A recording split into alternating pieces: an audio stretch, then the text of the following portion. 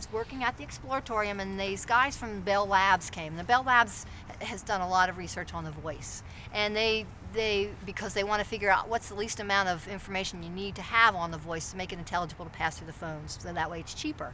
So that's why they figured out the bandwidth. We're talking like about real 4 like kilohertz Ma Bell. band. Yeah. Right. So these guys came to the Exploratorium, and they were talking about some experiments that they had done where they put electronic tones through long tubes, and some of the sounds that they put in disappeared. You couldn't hear them.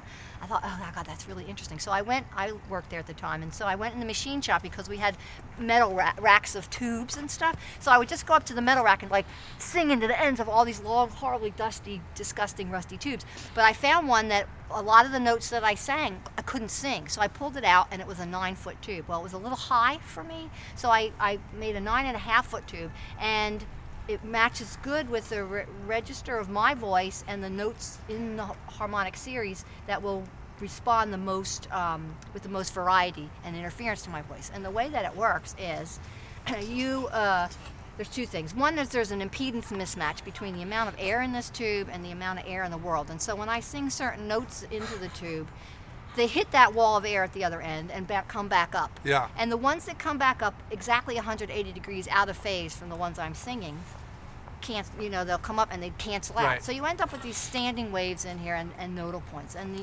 the pitches at which those moments occur are based on the harmonic series of the length of this tube. And so. What did you mean though that there were certain sounds that would not come out? So there's certain pitches that won't. Yes. Oh, I see. In between so if those. I sing like I'll just sing continue.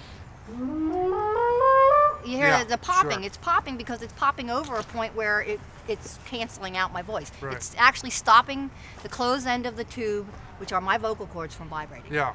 So this is something that they found out in the Bell Labs. They found out about certain pitches disappeared. Yes, that they would play certain electronic tones into the tube, and you wouldn't be able to hear. They wouldn't. It would stop. Basically, I guess it would stop the speaker from vibrating.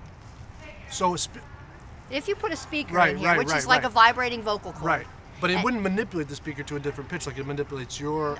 It's not manipulating my voice to a different pitch. I'm insisting on trying to sing that note that it will not sing. Right. And so when I insist on that, it keeps pulling it down to the note that it wants. But I'm constantly inputting this other pitch into it that it won't do. Yeah. So that's why it does this flutter.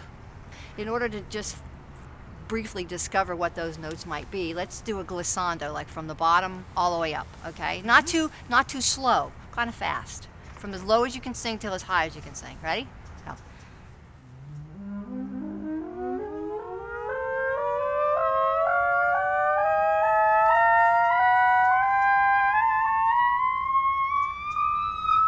That's like a contest. Let's do it again, let's do it again. Let's do it faster, like really go like that. Go. Lovely. It feels good, doesn't it? Yeah. It makes me a little dizzy. It's back pressure. Yeah. Yeah. So we're really hearing those sound waves. It's kind of. It's just you're just hearing it fluctuate back and forth. Now that's like when I put a nice sound. Yeah. If I do an E has a lot more harmonics than so it's gonna. All the harmonics that are related to these places that cancel out are gonna try to get canceled out too. So it just throws your voice all over the place. I'm just doing.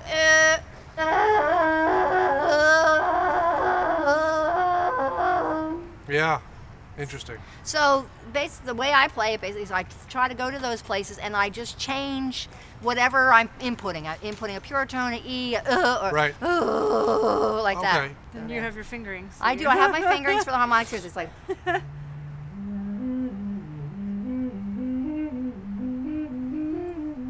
I think those are my scales. Okay, so now I get the physics of it. So what brings you to certain songs with this thing? The year 2000, I thought, things politically were so awful. I just started doing the Star Spangled Banner, and because the very beginning of it, the perfect, and then you get the early, and then you cannot sing that, and so it's like yes, so that's a place you can massage it, and so and I really like doing it, and so I do that every time, any possible occasion that I can. Yeah. You know. Is it politically motivated? Well, yeah, sure. I mean, it's perfect. It's Right. perfect. Yeah. And it's easy. I mean, it's it's totally automatic for the tube. It's Yeah. like, it's perfect in every way. Right. You know, it's, right key. But people must get angry about that. Depends. But You have know? you been, has anyone come up to you? My father doesn't like it, I mean, I had it on a little CD, and then he said, I don't want to talk to you about that. And well, he didn't even like the title because it's Star Strangled Banner. Right. He thought that was disrespectful. But Yeah. But I've done it. Most of the times I do it. Like I did it once. My favorite performance was I did it at Lincoln Center out of doors. Right. Big giant stack of amplifiers. I felt like Jimi Hendrix. I was up there. I was just blasting it out over the closet. It was so good. Yeah. People clapped. This is the one with the video. The one that I have on Yeah. YouTube or Yeah, something. that's a great performance. I love that. The other reason that I like the tube is that it's just a tube. It's a tube, and anybody can do this. And so again, it's this idea of, I like to do things that to show how anybody can do. You can make music. You can do anything creative with nothing. With nothing. You just have. If I do.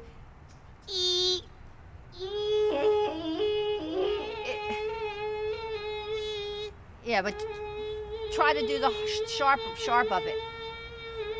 And like do a hard like yeah.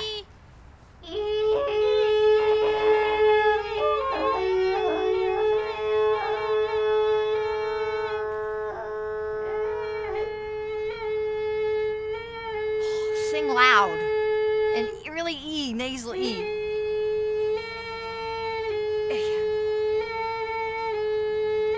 It doesn't sound like you anymore. I mean, your focus was right here. Yeah. With the feeling of the back You pressure. can feel it in your mouth, Yeah. your throat, your chest, and you can move it. If you can send it to different places, different resonating places, that's part of it. It's bionic.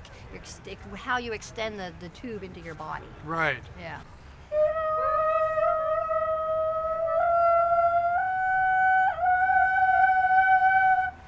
If you were a photographer, you would be focused on the feeling the camera had in your hand almost, and the feeling like the light And had what on you your were eyes. looking at, Because and it seemed a very intimate thing right here, like that sensation. That's the only way I can perform it because I'm terrified of it.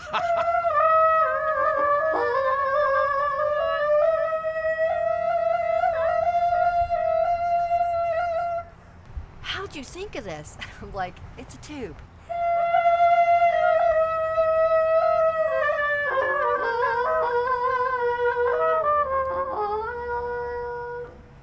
My kid can do that. You know what I mean? Right. That's good. That's what I like that.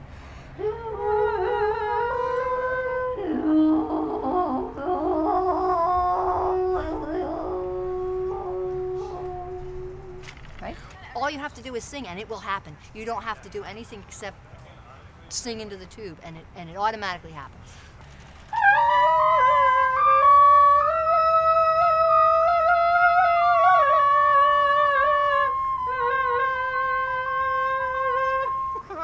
I think we were off by like a third, man. That was so way high. I was so high. I'm dizzy.